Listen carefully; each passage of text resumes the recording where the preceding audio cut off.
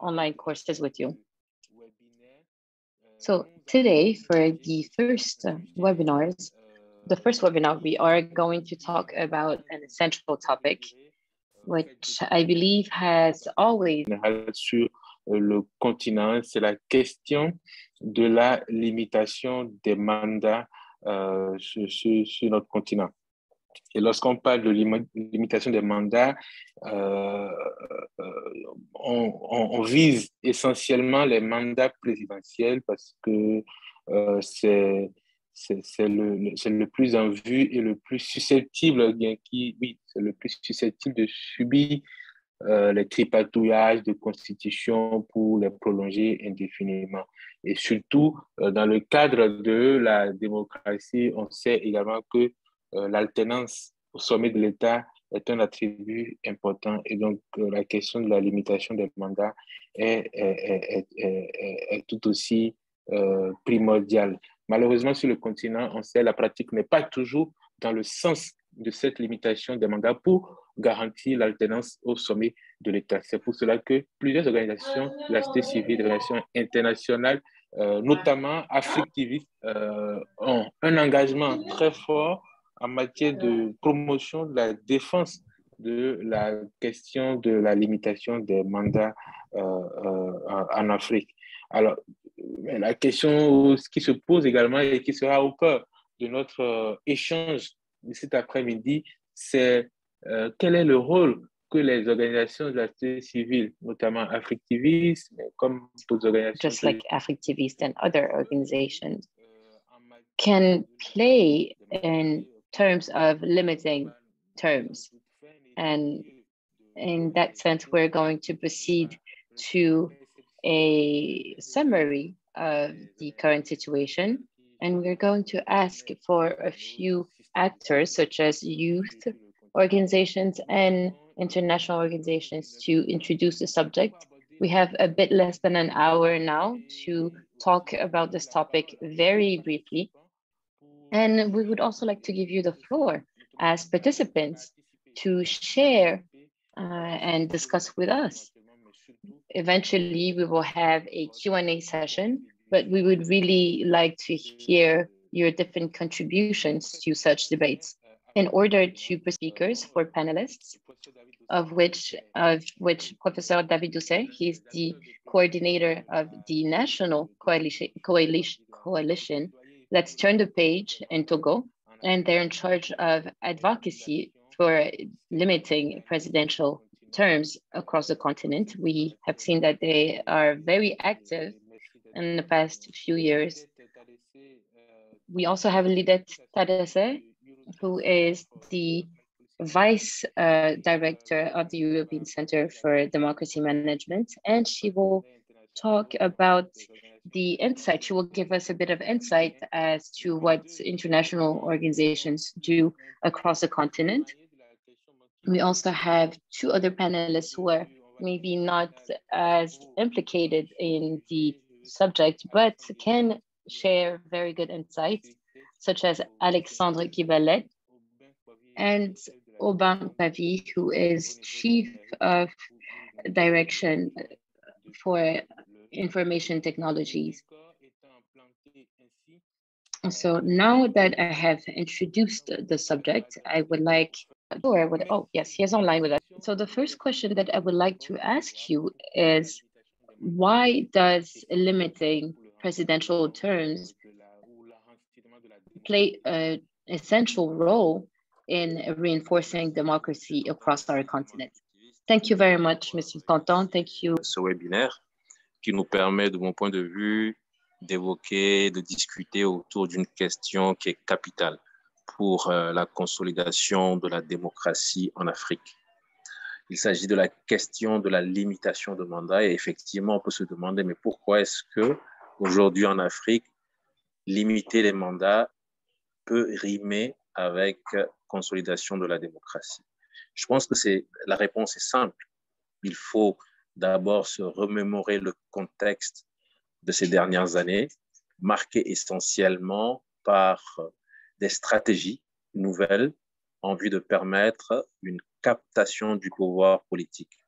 les ingénieries des régimes politiques en place ont trouvé un moyen pour conserver le pouvoir, aller au-delà des limites prescrites par les constitutions, et on se rend compte que les institutions régionales, la CEDEAO, continentale, l'Union africaine, n'arrivent pas à trouver la bonne parade.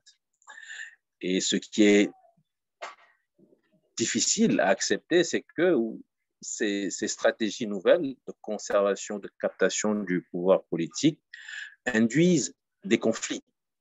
S'il n'y avait pas de conflit, on aurait peut-être pu dire, bon, ce n'est pas grave, ce sont des gens qui sont arrivés au pouvoir, qui se maintiennent au pouvoir, mais tant que ça ne nuit pas à la santé des populations, tant que ça ne nuit pas au développement du continent, on peut estimer que autant il y a des monarchies en Moyen-Orient, autant ici, il y a peut-être des chefferies traditionnelles qui sont en train de se développer en Afrique, on accepte. Mais malheureusement, justement, et cela a été démontré, je crois qu'il y a le NDI qui a fait un excellent travail sur cela et qui démontre qu'en dehors des luttes pour les territoires, les grands conflits en Afrique sont liés à ces stratégies qui consistent à capter le pouvoir politique. Et vous les connaissez mieux que moi, ce sont des changements constitutionnels. On change une virgule dans la Constitution, on dit que c'est une nouvelle Constitution, donc c'est une nouvelle République, donc on remet les compteurs à zéro. Et si j'avais fait 2 mandats, puisque j'ai remis les compteurs à zéro, j'en fais un 3e, mais je dis que ce n'est pas le 3e, c'est le 1er mandat de la nouvelle République. Ça, c'est une stratégie. L'autre stratégie, c'est carrément de nouvelles constitutions bien adaptées à une personne. Ce fut le cas au Togo, mon pays, en 2005. On a vu le président actuel arriver au pouvoir par un putsch, puisque lorsque son papa était décédé, la Constitution avait des règles bien précises. Il fallait que le président de l'Assemblée nationale assure l'intérim jusqu'aux prochaines élections, mais les militaires sont venus à la télévision et ont dit qu'il lui donnait le pouvoir, qu'il lui confiait le pouvoir. Et ensuite, il y a eu plein de micmacs constitutionnels. On a changé des dispositions dans la Constitution en l'espace de 24 heures. Il y a eu plusieurs dispositions qui ont été changées pour permettre justement à ce que cette nouvelle Constitution qu'on était en train de mettre sur pied d'art permette justement au jeune président qui était bénéficiaire du putsch d'avoir cette légitimité constitutionnelle pour son pouvoir. Bon, bref, voilà donc un peu le contexte. Et quand on comprend que ces différentes stratégies qui ont été mises en place n'arrivent pas à trouver de réponse adaptée, mais que ces différentes stratégies sont responsables de conflits sociopolitiques très graves. On en a connu au Togo, on en a connu en Guinée, on en a connu en Côte d'Ivoire, etc., etc. Je pourrais multiplier les exemples. Aujourd'hui, vous avez le Soudan, etc., etc. Donc, puisque ces situations génèrent des conflits dramatiques pour les populations, il faut essayer alors de trouver la parade pour limiter le nombre de mandats présidentiels. C'est pour ça que nous disons aujourd'hui que limiter le nombre de mandats présidentiels, ça ne veut pas dire que c'est forcément la démocratie. Nous en sommes très conscients. Mais au vu du contexte que je viens rapidement de rappeler, il est important qu'en Afrique, on puisse dire aux différents chefs d'État, aux responsables des régimes politiques, que quelle que soit leur dextérité, une fois qu'ils prennent le pouvoir, il faut qu'ils comprennent qu'ils ne peuvent pas aller au-delà d'une limite prescrite par la Constitution, quelle que soit leur dextérité, je le répète.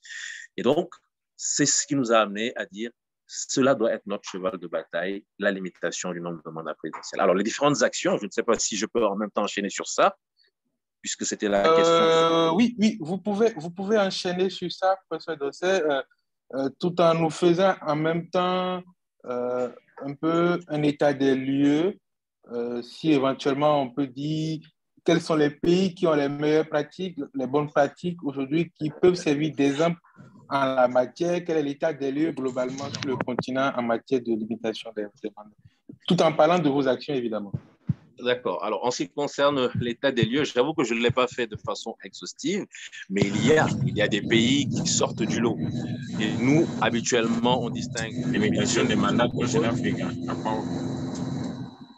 On distingue le milieu francophone limitation des mandats et je pense. Oui, je disais donc qu'on distingue les pays francophones d'une part et les pays anglophones d'autre part.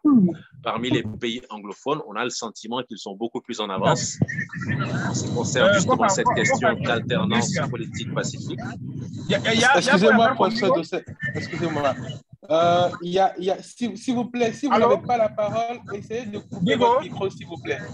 Si ya puede hablar conmigo, pásala. Si no puede hablar conmigo, coja denuncia. Abdou-Aziz, j'aurais besoin de toi pour faire la modération, pour que les gens ne parlent pas en même temps que les intervenants, s'il te plaît. Donc, il y a un certain Damaso Alonso dont le micro est ouvert. Si tu peux bonjour, monsieur Damaso Alonso. Est-ce que vous pouvez muter votre micro, s'il vous plaît? Tu peux le muter toi-même en tant qu'administrateur, s'il te plaît. Ok. Vous pouvez continuer, monsieur Dosset. Très bien, merci beaucoup. Je disais donc que je n'ai pas fait cette limitation du nombre de mandats présidentiels, mais ce qu'on sait, c'est que généralement, on a le sentiment que les pays anglophones ont pour la plupart franchi ce cap. Et les forces, les énergies sont déployées sur d'autres enjeux, contrairement aux pays francophones dans lesquels nous avons encore beaucoup de situations où les chefs d'État sont largement au-delà de la limite des 2 mandats. Et c'est ainsi que, si vous voulez, parmi les pays anglophones, on peut citer en exemple, en modèle, le Ghana, on peut citer le Botswana, on peut citer le Nigeria. Et dans les pays francophones, heureusement quand même qu'il y en a qui tirent un peu ces pays francophones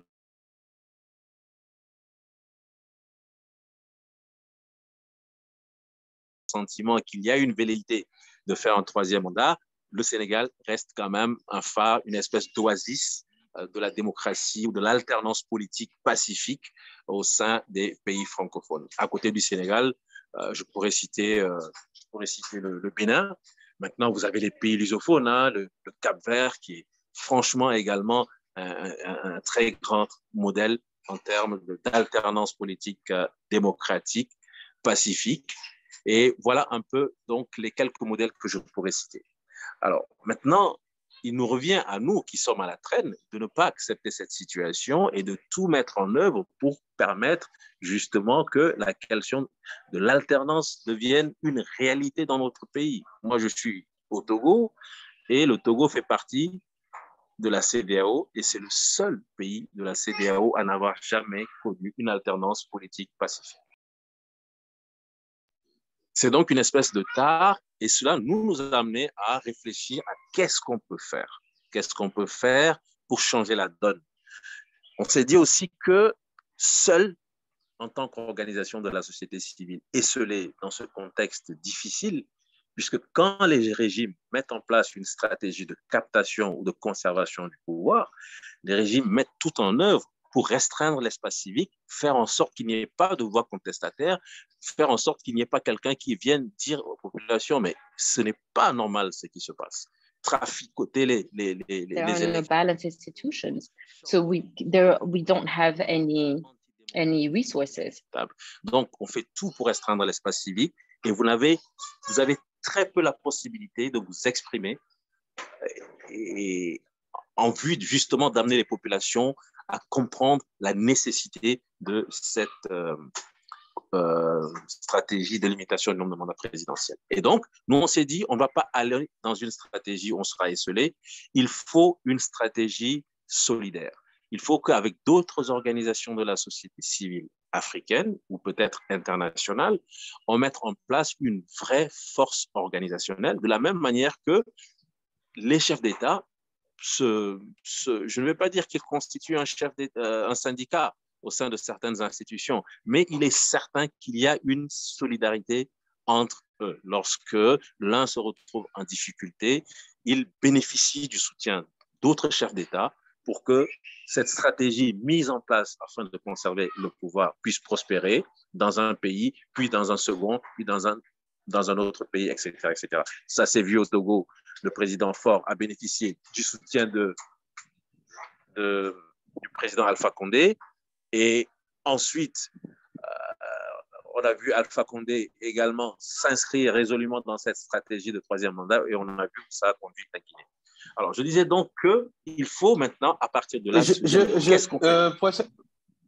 Oui, je pense que c'est la question fondamentale de ce webinaire. Je vais sans doute revenir vers vous, notamment sur le point concernant précisément l'action des organisations de la société civile. Vous avez parlé de nécessité de faire une action coordonnée, de solidarité, dans le même sens que ce que vous avez dit, les chefs d'État ont probablement comme stratégie aussi, en se soutenant entre eux dans cette perspective-là. Je vais vous redonner la parole avant la fin de cet échange. Je veux à présent m'adresser à Lided. Lided, bonsoir. Et vous qui travaillez au sein d'une organisation internationale, qui observez les évolutions, disons, de la démocratie, qui appuie d'une façon ou d'une autre les pays sur le continent, quelle est l'appréciation que vous avez globalement de cette tendance en Afrique à s'accrocher au pouvoir? Le professeur Dossel vient de l'évoquer. De votre point de vue d'organisation internationale intervenant sur le continent, comment vous appréciez cela?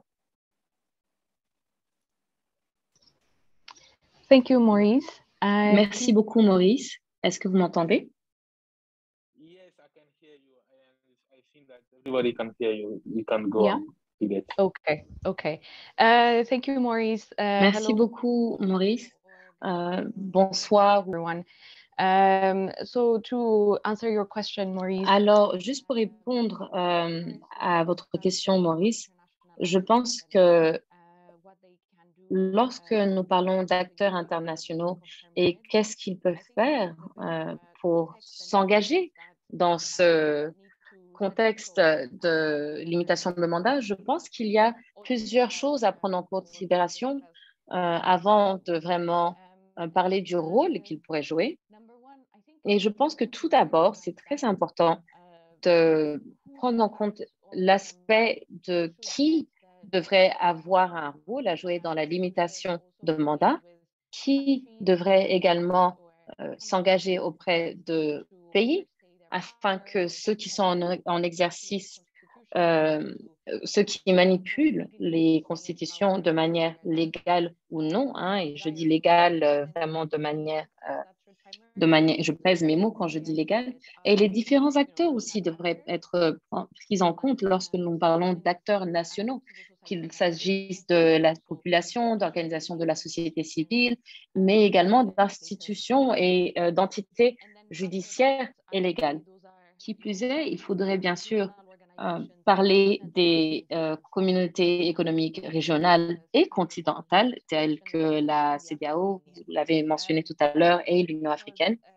Et la raison pour laquelle je dis ça, c'est que bien que les partenaires internationaux jouent un rôle prépondérant dans cela, il est aussi très important de penser en termes de gouvernance démocratique.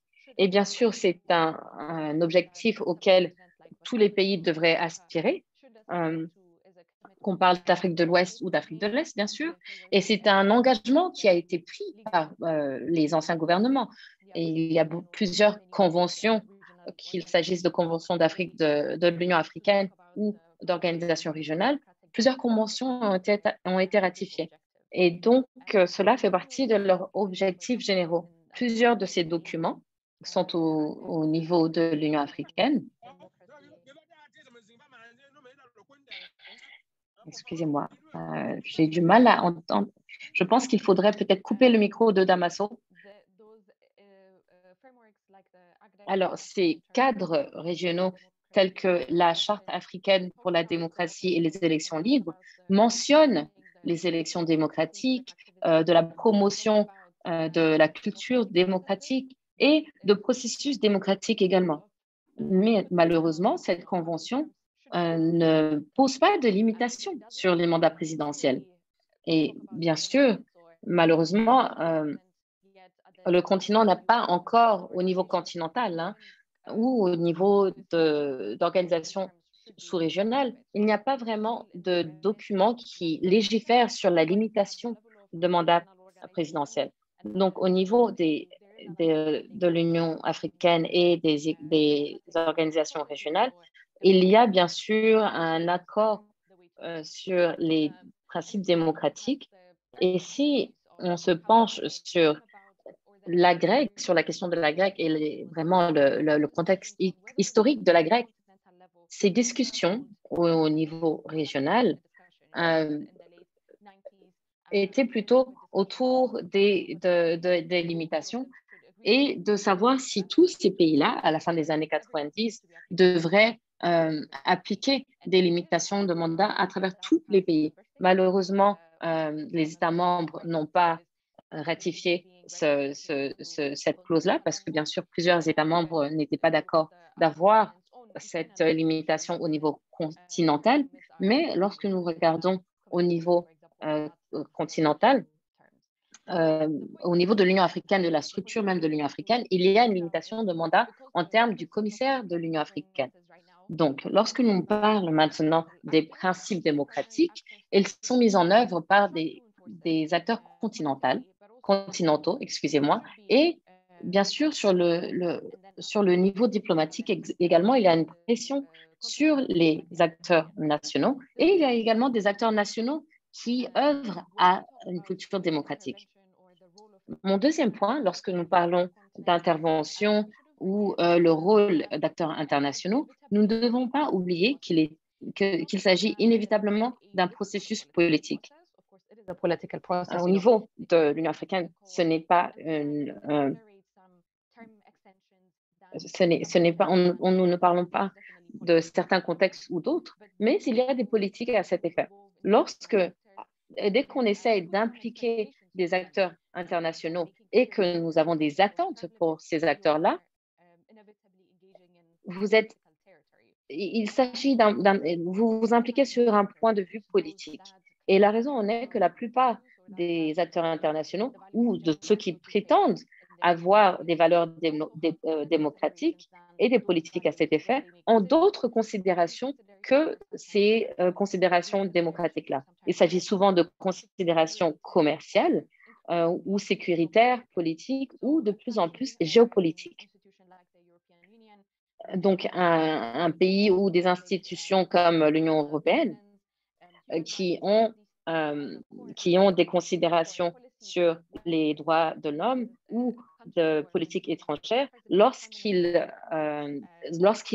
sont en rapport avec un président ou un premier ministre, etc., qui prolongent leur mandat. Related interest with that of their values agenda. So that's les politiques sécuritaires et les politiques géopolitiques. Donc, il y a beaucoup de choses à prendre en compte et les réponses ne sont pas toujours directes.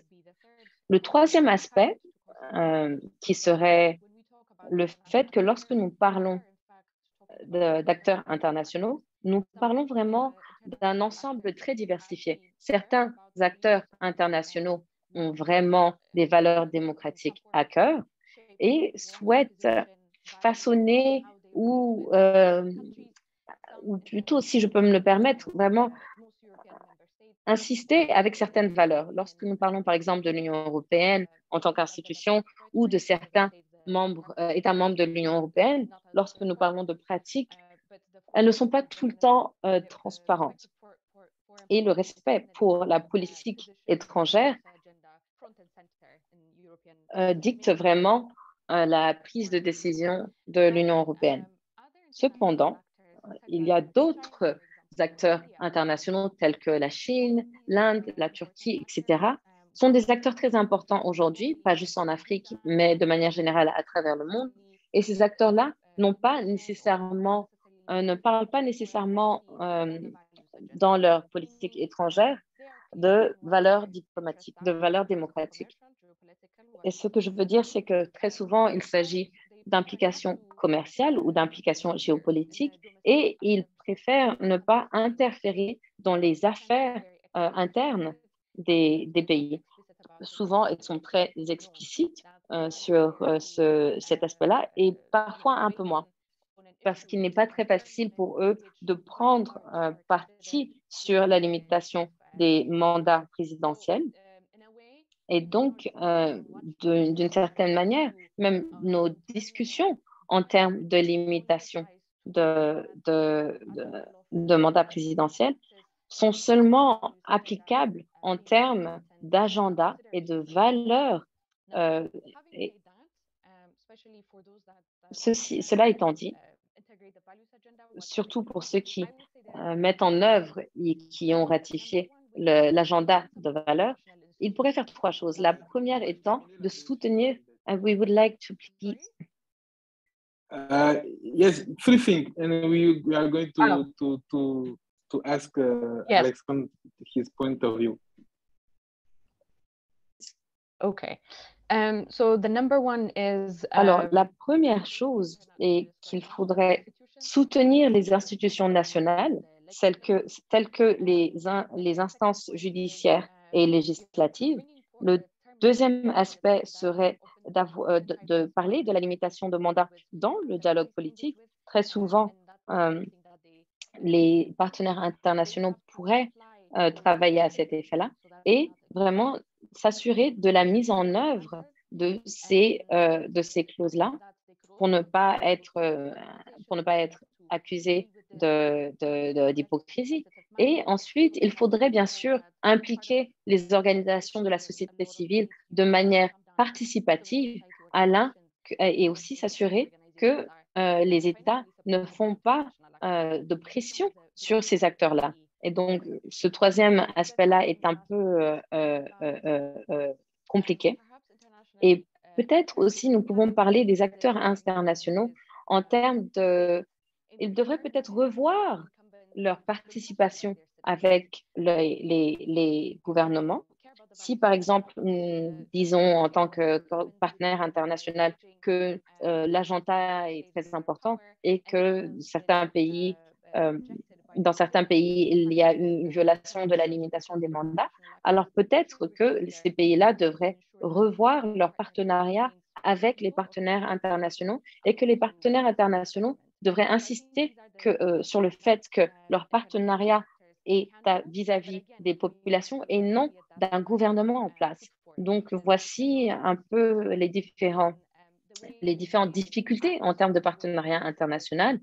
Et ce n'est pas forcément aussi simple en tant que partenaire international de s'engager à cet effet-là. Donc, il y a également différentes choses à prendre en considération. Merci, Maurice. Merci beaucoup, Lidette, pour ton intervention. Je la trouve super intéressante de façon assez complexe. C'est pour ça que je t'ai laissé prendre tout le temps pour développer et surtout, je retiens essentiellement, mais je retiens vraiment que la question du point de vue des organisations internationales, c'est que la responsabilité repose d'abord sur les organisations locales, c'est-à-dire au niveau pays d'abord, et puis les organisations internationales ont un rôle de support. Ils doivent faire aussi attention pour ne pas être accusés d'intervenir au niveau des politiques nationales du fait qu'ils sont financés par des étrangers. De toute façon, on va revenir sur la question dans la partie de discussion d'ici une dizaine, voire une quinzaine de minutes. C'est le moment pour moi de prendre l'avis de Alexandre qui est avec nous depuis Rufisque au Sénégal. Alexandre qui est spécialiste de Civic Tech. Et la question pour Alexandre, toi qui es spécialiste de Civic Tech, c'est tout simple. Comment on peut utiliser les Civic Tech pour faire le plaidoyer de cette nécessité de limiter les mandats en Afrique? Est-ce qu'il y a par exemple des exemples, des expériences qui ont déjà marché que tu pourrais partager avec nous? Merci beaucoup, Maurice Tonton, pour ta question et félicitations à Effectivis pour cette initiative qui consiste à co-connecter des porteurs de voix autour de la thématique de la démocratie de façon générale. Écoute, les civic tech et la limitation des mandats, c'est très problématique. Personnellement, avec la petite expérience que j'ai dans le domaine des civic tech depuis une dizaine d'années actuellement, et je ne me souviens pas ou je ne connais pas une initiative concrète qui, voilà, qui une fois lancée, a pu régler le problème. Mais qu'on est en début de réponse. Est en début de réponse parce que les civic tech participent aujourd'hui à outiller les citoyens à mieux comprendre le jeu démocratique de leur communauté. C'est en ce sens que l'usage des civic tech est pour moi très important et par extension l'usage du numérique et du digital qui constitue un terreau assez fertile pour l'émergence de nouvelles consciences citoyennes. J'ai l'habitude de le dire et c'est un outil, c'est un moyen, c'est un instrument de plaidoyer qui est très important que nous offre aujourd'hui le digital. Je peux vous donner l'exemple du Sénégal. Il y a 11 ans de cela, en 2011, on était dans un contexte où on avait un président qui a voulu faire un mandat de trop. En ce moment-là précis, le rôle de ces initiatives civic tech, je me rappelle d'une initiative à l'époque, initiative pionnière d'ailleurs pour notre pays, le Sénégal, c'était l'initiative Sunu 2012. Ça avait cristallisé énormément de dynamique citoyenne pour pouvoir porter la voix du peuple et la voix des citoyens sénégalais à dire non à cette forfaiture constitutionnelle face à un forcing d'un président qui ne devait pas faire un troisième mandat. Là, ça devient intéressant et c'est vraiment là où on se rend compte que le numérique, le digital, de façon générale, utilisé de façon beaucoup plus intelligente par les communautés, par des groupes de personnes au sein de leur territoire, il peut faire émerger des projets qui sont intéressants. Peut-être sous cette mesure, on peut dire, on peut affirmer que oui, les civic tech peuvent constituer un début de solution. Mais ces débuts de solution ne se limitent pas simplement à faire le monitoring des processus électoraux, comme on a l'habitude de le voir dans la plupart des pays avec des projets tels que Sénégal Vote, Bénin Vote ou encore Guinée Vote. Il y a aussi d'autres initiatives de contrôle de l'action gouvernementale, du suivi de l'engagement des promesses du gouvernement qui peuvent permettre aux populations, voilà, de mieux comprendre comment fonctionne le jeu démocratique dans leur pays, mais ça peut aussi permettre aux décideurs de se dire que, écoutez, les populations nous suivent, nous font un marquage à la culotte, et du coup, ça peut plus ou moins stopper certaines velléités de tripatouillage et de la Constitution. J'en veux pour preuve une magnifique initiative que j'adore citer en exemple depuis quelques années, c'est l'initiative l'AIDI, lancée par l'Association des blogueurs de Guinée, qui est une plateforme de suivi des promesses. Alors, c'est lancé dans un contexte assez particulier, puisque lorsque l'AIDI a été lancé et que Alpha Condé a voulu faire un troisième mandat, concrètement, la plateforme, l'initiative ne lui a pas empêché. Donc, il faut convenir avec moi aussi pour dire que les plateformes civic tech, de façon générale, elles apportent un début de solution, mais elles ne sont pas à elles seules toute la solution. Je pense que la solution réside dans l'éducation à la citoyenneté des populations. Là, les civic tech peuvent aider. La solution aussi réside dans le fait que l'on pose le débat de façon très calme et en des termes qui sont très clairs. Personnellement, en tant que jeune Africain, je ne fais pas partie des gens qui tombent dans le fétichisme des chiffres en ce qui concerne la limitation des mandats. Je pense que là n'est pas le problème. Le problème, ce n'est pas de se limiter à 2 à 3 mandats ou à faire 4. Non, le problème, ce n'est pas ça. Le problème, ce n'est pas un fétichisme des chiffres. Le problème, c'est le non-respect de la parole donnée lorsqu'il s'agit de nos dirigeants. Cette facilité avec laquelle ils ont pour habitude de faire sauter des verrous à la fin de leur mandat pour pouvoir faire un mandat de trop. Je pense que le problème se situe là. Aujourd'hui, ce problème-là, pour mieux l'appréhender, oui, les civic tech peuvent constituer dans ce contexte particulier-là un moyen pour mieux sensibiliser les populations à une autre forme de pratique de la citoyenneté. Je ne sais pas si je réponds à ta question. Oui, ouais, totalement. Totalement. Je suis, en tout cas, j'ai bien capté le point que tu as soulevé en ce qui concerne la relation entre Civic et la limitation des mandats. Et je pense on va donner l'occasion dans quelques minutes aux participants de faire le débat avec nous et on aura sans doute l'occasion de revenir là-dessus, notamment sur le rôle plus global du numérique en en la matière. Je rappelle que dans quelques minutes, on va ouvrir la parole, on va dire pour tout le monde. Donc, si vous avez des questions éventuellement ou des contributions, n'hésitez pas du tout dès maintenant à les faire dans le chat. Il y a un chat de discussion. Vous pouvez faire vos contributions directement ou poser vos questions et on va pouvoir prendre tout ça en compte dans quelques minutes. Il y a un dernier intervenant dans cette discussion à qui je vais à présent donner la parole avant de retourner la parole au professeur David Doucet qui a commencé à évoquer un point qui je trouve intéressant et pour lequel j'aimerais lui accorder encore 2 à 3 minutes pour revenir là-dessus. Donc, je vais donner la parole maintenant à M. Finayon Aubin-Poirier ici, qui est avec nous depuis le Bénin.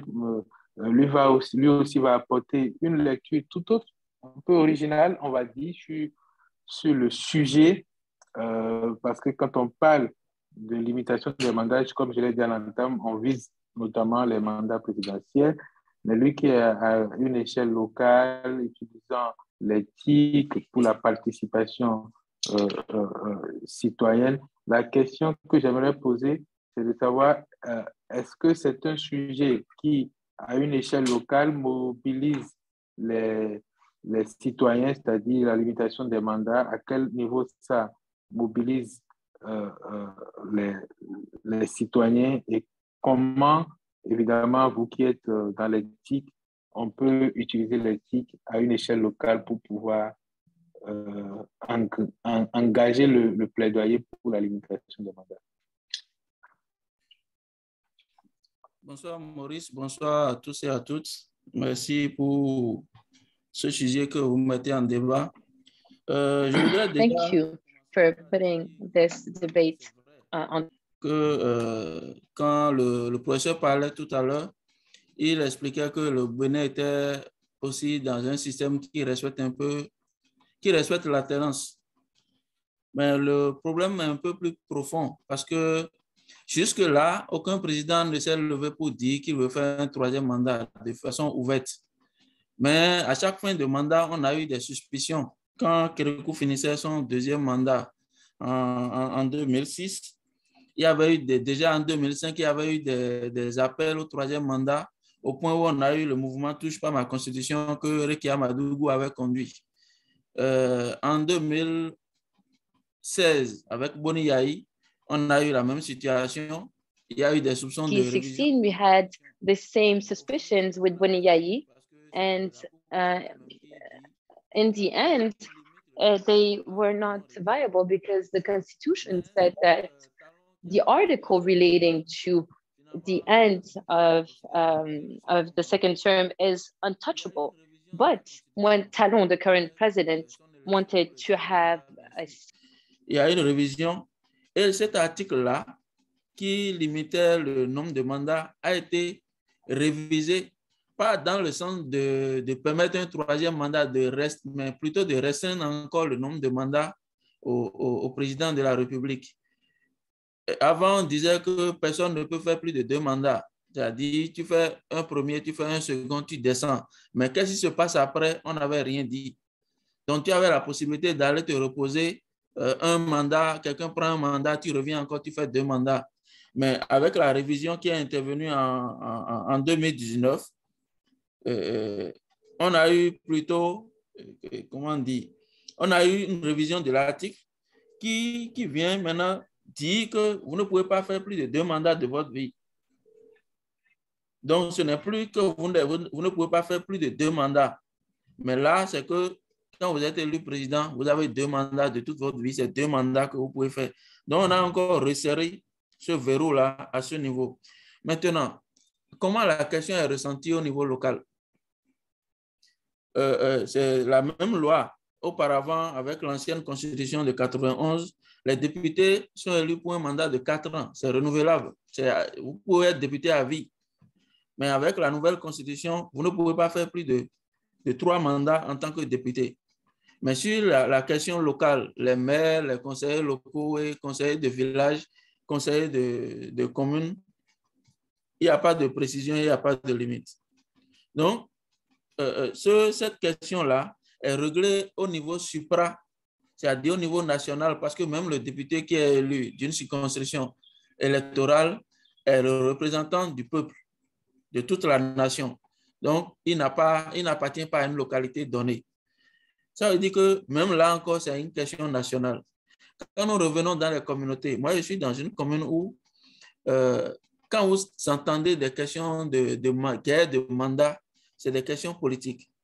Soit c'est celui qui est là, qui donne des signes pour briguer un mandat supplémentaire. Bon, je prends le cas de la commune, le maire n'a pas un mandat limité. Mais ceux qui sont dans le camp opposé, ou ceux qui cherchent même dans son propre camp à prendre le pouvoir au niveau communal, vont susciter au niveau de la communauté pour dire que le pouvoir n'appartient pas à une seule personne. Donc, si tu prends le pouvoir, tu gères pendant un moment et tu passes la main. Et on dit en langue locale, au Gama Imeropoton, ni mere du Pere ni Jo, c'est un peu la chanson qu'on dit vers la fin des mandats. Du coup, quand nous prenons la question de mandat présidentiel, tu rentres dans la communauté, tu poses le problème. Le citoyen qui est chez lui ne s'intéresse pas vraiment dans nos contrées ici, dans les villages, à combien de mandats le président veut faire. Non. L'essentiel, s'il lui trouve à manger et qu'il est en paix chez lui, le problème est réglé. Maintenant, quand il y a des conflits qui surviennent et que des personnes commencent par se plaindre de ce que ce président-là nous fait trop souffrir plutôt, il ne peut pas faire plus de 2 mandats, ça devient un peu plus difficile pour lui de pouvoir continuer avec tout le monde. Sinon, pour ne pas trop parler, au niveau local, il n'y a pas, cette question ne mobilise pas tellement quand il s'agit du mandat présidentiel. Mais sur les questions de mandat au niveau de la commune, les maires et autres, les populations, les camps adverses peuvent mobiliser des citoyens à marcher contre ce que le maire a, des comportements qu'il a eu ou bien des faits, des actes qu'il a posés. On dénonce ça, mais on ne veut pas dire marcher pour dire il n'a qu'à laisser le pouvoir. Ce n'est pas possible. Tout ce que vous pouvez faire, c'est aller en campagne, le battre et gagner le pouvoir communal. Voilà ce que je peux dire en quelques mots. Merci. Merci beaucoup, Monsieur Poirier, ici, pour votre éclairage, pour votre participation. Je pense qu'on va enchaîner rapidement. Je voudrais quand même donner 2 à 3 minutes au professeur Dossev sur le sujet qu'il avait commencé à évoquer, c'est-à-dire l'action des organisations de la société civile qui doit être coordonnée sur le continent. Et c'est ça d'ailleurs le cœur de notre échange de cet après-midi. Donc, professeur David Dossev, vous avez commencé à évoquer la nécessité pour les organisations de la société civile de se liguer, d'être solidaires. Est-ce que vous pouvez poursuivre avant qu'on nous donne la parole aux participants? D'accord, très rapidement, je vais essayer d'exposer les grandes lignes qui, de mon point de vue, sont utiles pour arriver à mettre en œuvre la stratégie citoyenne que nous voulons. C'est donc, je dirais que le maître mot pour moi, c'est la mobilisation. La mobilisation, je dirais, solidaire. Mettons-nous à plusieurs organisations de la société civile avec le même objectif d'imposition de la limitation du nombre de mandats présidentiels. Alors, cette mobilisation solidaire va se faire à différents niveaux, au niveau continental, au niveau régional, mais aussi au niveau national. Permettez que je commence au niveau national, même si pour moi, pour l'instant, ce n'est peut-être pas la plus grande stratégie à mettre en œuvre. Mais elle est utile, surtout si on a écouté notre collègue du Bénin qui a dit des choses capitales. pour le paysan, l'essentiel pour lui, c'est de manger. Et donc, il faut pouvoir faire le lien entre limitation du nombre de mandats présidentiels, qui peut-être pour le paysan n'a pas une grande signification, et sa situation actuelle, démontrer le lien entre conservation du pouvoir politique, défense des intérêts d'une oligarchie, poursuite de la corruption, absence de développement inclusif, absence de répartition équitable des richesses. Donc, il faut décliner la thématique.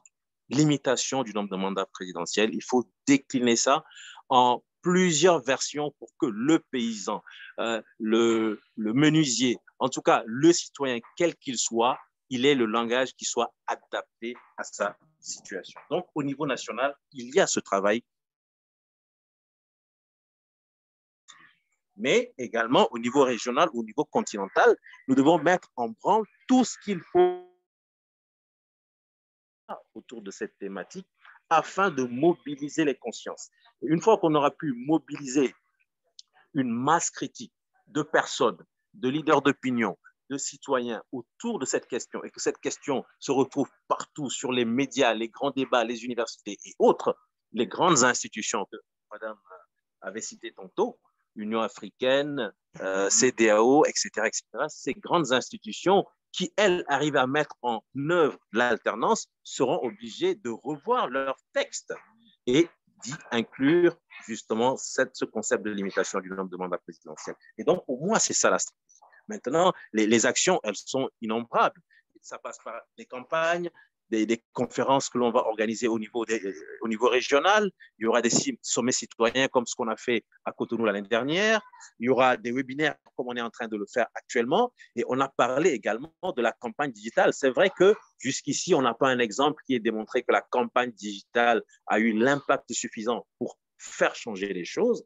Mais aujourd'hui, on ne peut pas faire une grande campagne d'envergure continentale sans y adjoindre, de mon point de vue, une vraie campagne digitale bien étudiée. Parce que n'oublions pas que les régimes qui sont en face, ils ont compris la force justement d'Internet et ils sont très forts en désinformation. Au Togo, ils sont, je vous assure, très forts et ils n'hésitent pas à recourir aux services d'agences numériques pour désinformer, apporter de la contre-information aux populations et cela dessert ce que nous voulons faire. Donc, il y a toute une panoplie d'activités à mettre en œuvre, d'actions à mettre en œuvre afin d'arriver à toucher les sensibilités, avoir cette masse critique de citoyens sensibilisés pour pouvoir agir sur les institutions régionales et continentales et espérer des réformes. Et je donne un dernier exemple. Lorsque nous étions au Botswana, on s'est dit, mais pourquoi est-ce qu'à un moment donné, si les populations sont suffisamment sensibilisées, on ne va pas se donner rendez-vous à Abuja pour aller à la CEDEAO ou bien aller à Guinée-Bissau, rencontrer le président de la CEDEAO. Peut-être qu'on sera une centaine d'organisations et dire, nous sommes venus pour que désormais, la CEDEAO impose la limitation du nombre de mandats présidentiels. Voilà donc un certain nombre d'exemples que je voulais donner pour dire que l'action est ouverte, il y a des choses à faire, seul on ne peut pas le faire, soyons solidaires et cette action convergente peut permettre certainement de faire bouger les lignes. Voilà, j'ai remercié. Merci beaucoup, professeur David Dosset. Soyons solidaires, une solidarité active avec une action, comment dire, connectée, voilà, qui va permettre de faire bouger les lignes.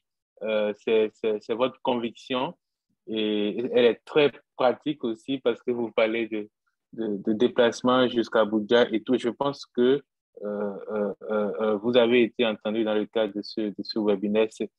On a encore 5 minutes avant la fin, mais je pense qu'on va permettre d'aller jusqu'à 16h10 temps universel.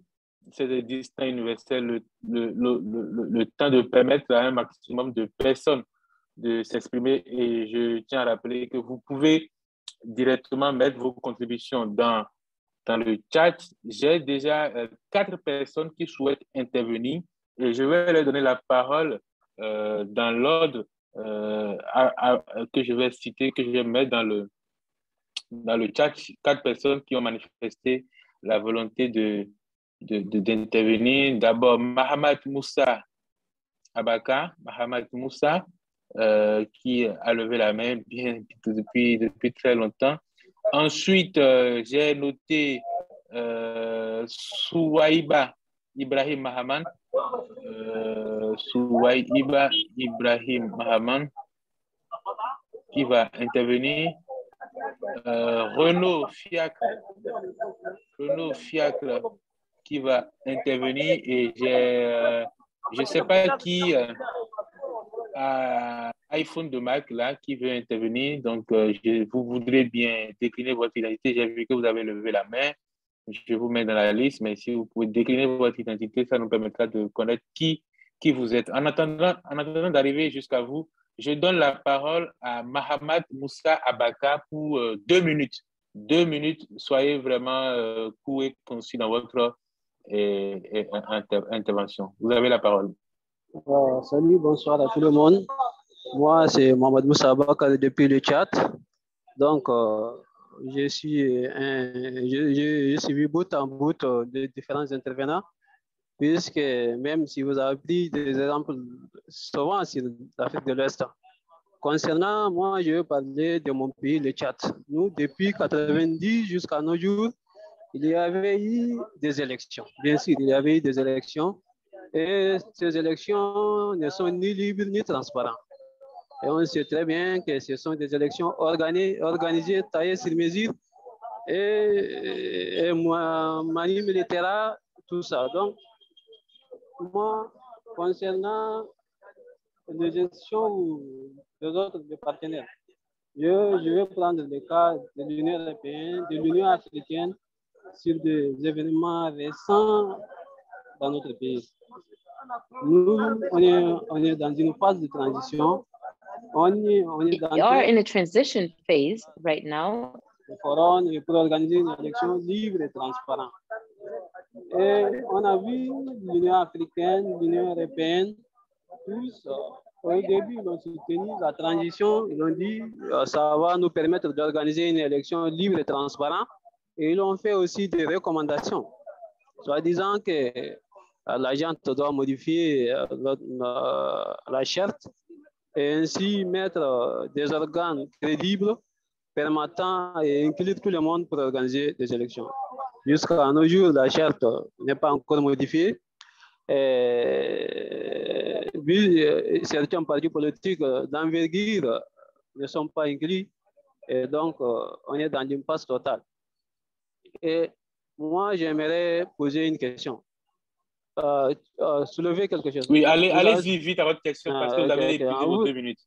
Ok, vous avez soulevé le rôle de la société civile.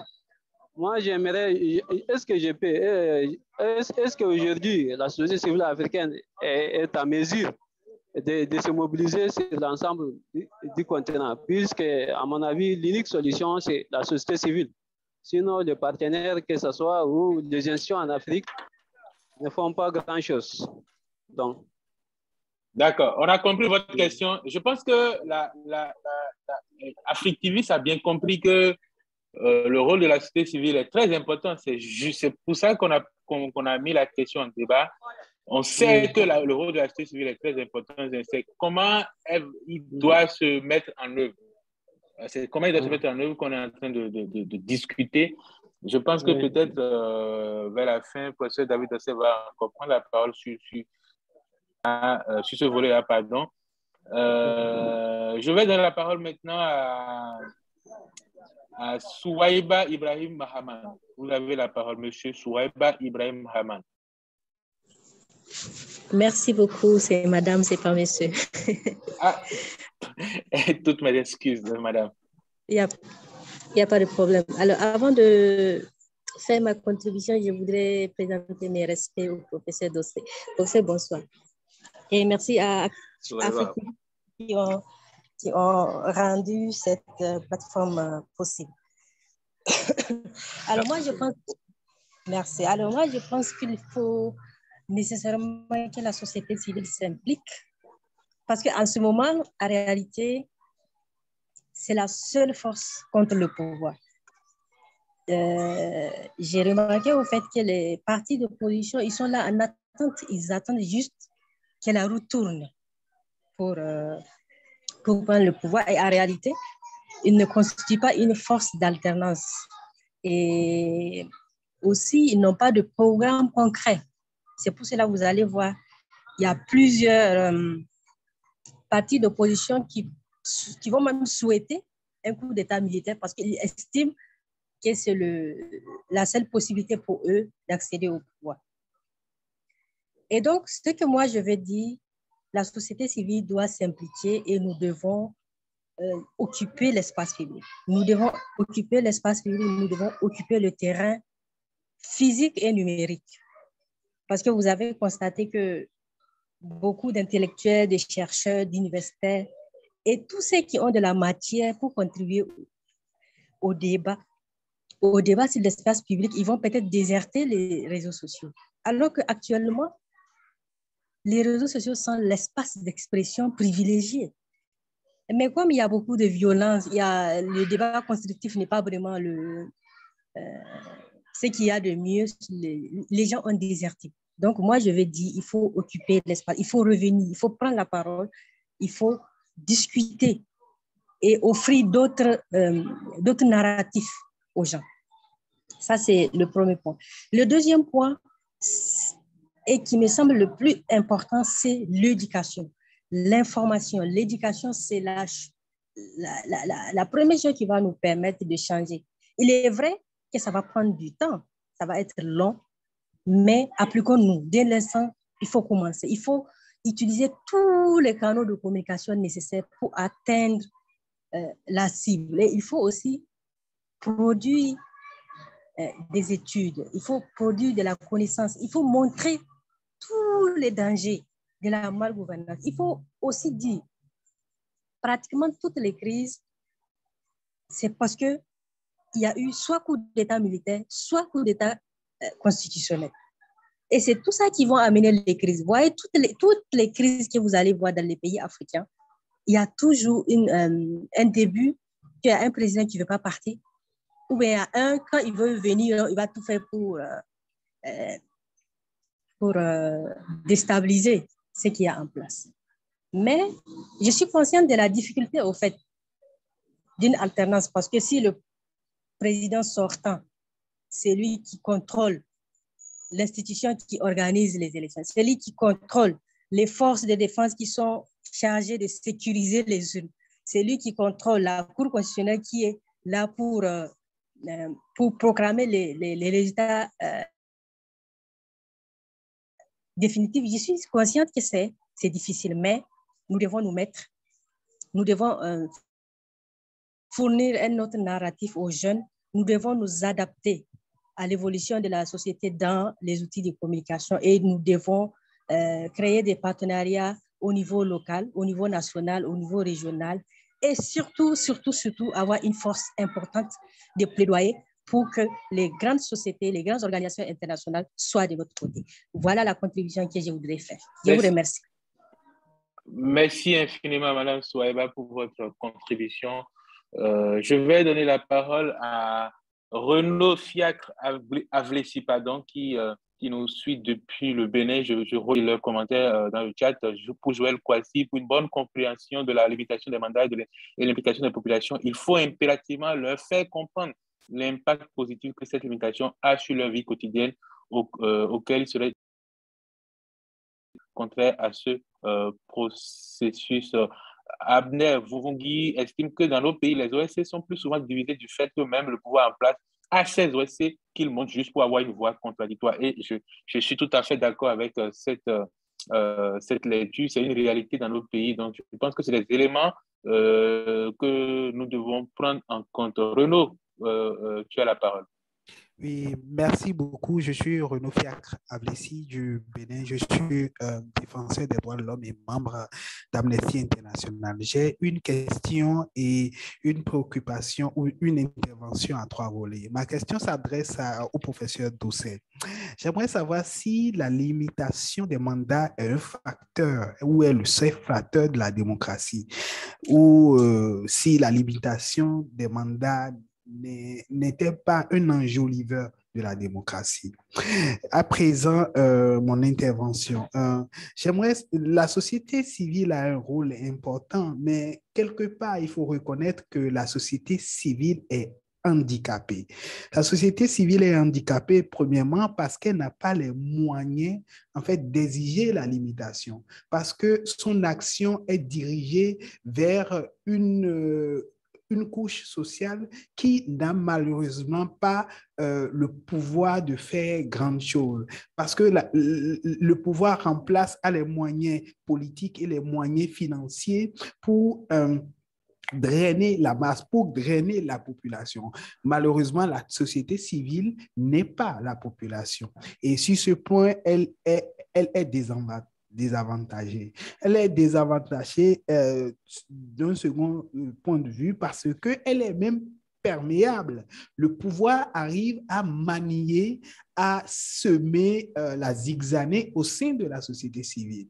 Et de sorte qu'elle va le plus souvent au fond en rang dispersé. Mon troisième point est que cette société civile est malheureusement persécutée. Lorsqu'on sent que l'action de la société civile est importante et qu'elle peut déstabiliser l'action des pouvoirs en place, on tire ou on s'attaque aux meneurs, on les emprisonne et c'est la fin. Voilà ma petite préoccupation. Je vous remercie. Merci Renaud. Je garde la question que je vais adresser à professeur tout à l'heure. Dernière intervention que j'avais répertoriée, je n'ai toujours pas l'idée. OK. Je pense que c'est...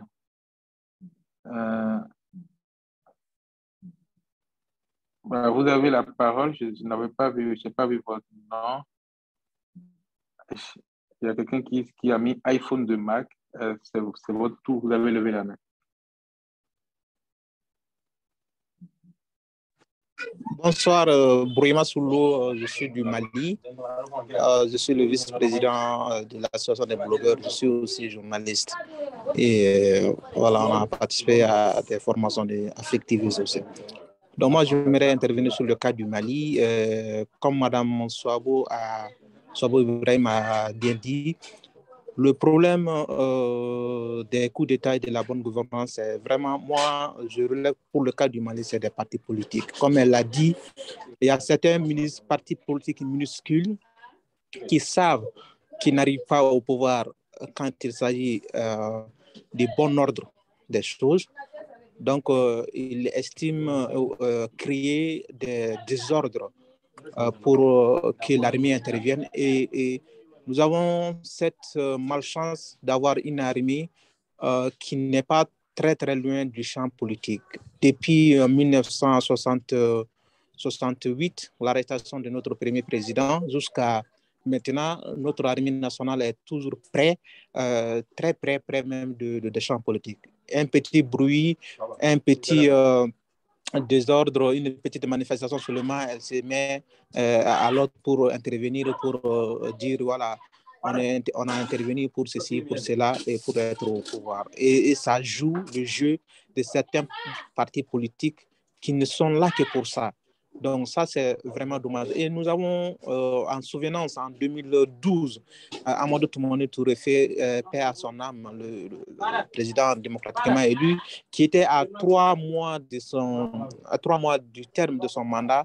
On l'a renversé parce qu'on l'a attribué une velléité de changement des constitutions à 3 mois seulement des élections présidentielles prévues. Donc, parce qu'il y a des partis politiques qui ont instigé, qui ont incité les gens à préparer les gens à ce sens, qui ont dit que le président est rebelle, il est chef de rebelle, il contribue, il veut vendre le nord du pays, il veut ceci, il veut cela.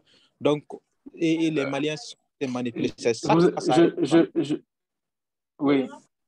Je pense qu'on a compris votre intervention parce que malheureusement, on arrive au thème de ce webinaire. Je suis désolé de devoir vous couper, mais on arrive au thème de ce de ce premier webinaire consacré à la limitation des mandats. Professeur Dosset, vraiment en 2 minutes, please, in just 2 minutes. Est-ce que la limitation des mandats est juste un enjoliveur de la démocratie? La question de Renaud, je voudrais que vous interveniez là-dessus rapidement. Si dans nos pays, l'alternance était quelque chose d'acquis, je m'explique. Nous allons à des élections, on vote et les résultats sont les vrais résultats des élections. Je suis convaincu qu'aucun président ne serait en mesure de faire 40 ans, 20 ans, 30 ans comme on le voit aujourd'hui. Mais puisqu'on n'est pas en mesure d'obtenir cette alternance démocratique, ce transfert pacifique et démocratique du pouvoir par les urnes, la solution que nous proposons pour le moment, c'est justement la limitation. Donc, est-ce que c'est un enjoliveur? Je ne pense pas. C'est ça qui va permettre de consolider la démocratie. Une fois qu'on aura consolidé la démocratie, rien ne nous empêche, une fois qu'on aura acquis des processus électoraux démocratiques et transparents, de revoir les choses. Mais là, c'est vraiment une réponse adaptée à une situation que nous vivons en Afrique. Ce n'est pas un enjoliveur. Merci. Merci beaucoup, professeur David Dosset. Ce n'est pas un enjoliveur, la limitation des mandats en Afrique. C'est sur ces mots donc que nous allons conclure ce premier webinaire. Je l'ai dit au début de cette session, c'est une première d'une série, d'une très longue série qui vient de démarrer et qui va se poursuivre jusqu'au mois de septembre. Et cela s'inscrit dans le cadre du MOOC, donc du cours en ligne que Africtivis a mis à disposition grâce, dans le cadre du projet Charter Project Africa. Et donc, je vous invite à aller lire. Je mets d'ailleurs l'adresse du MOOC dans le chat. Pour ceux qui ne le savent pas, c'est mooc.africtivis.org. Et nous vous donnons rendez-vous très, très prochainement pour un nouveau numéro de cette discussion qui va porter sur un autre sujet. Avant de vous quitter, j'aimerais remercier une fois encore tous les intervenants de cette session, professeur David Dosset, Lidette Talessé, Alexandre Guibelet et aussi Alexandre Guibelet et Aubin Kouavé. Toute l'équipe de Africtivis qui m'a aidé à préparer cette session. Je veux notamment remercier Abdouaziz Sissé, Aïcha Dabo, Chefal et tous les autres collègues de Africtivis avec qui nous avons préparé cette session. Je vous donne rendez-vous très prochainement pour une nouvelle session de webinaire. À très bientôt. Portez-vous bien.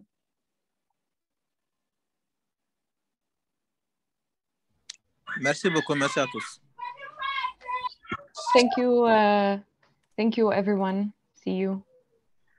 Thank you, Lidette. See you. Ciao, ciao. Au revoir. À bientôt. Nous sommes à l'entente. À bientôt à tout le monde. À bientôt.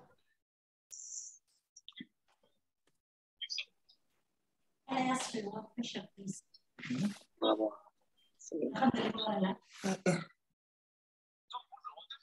Au revoir.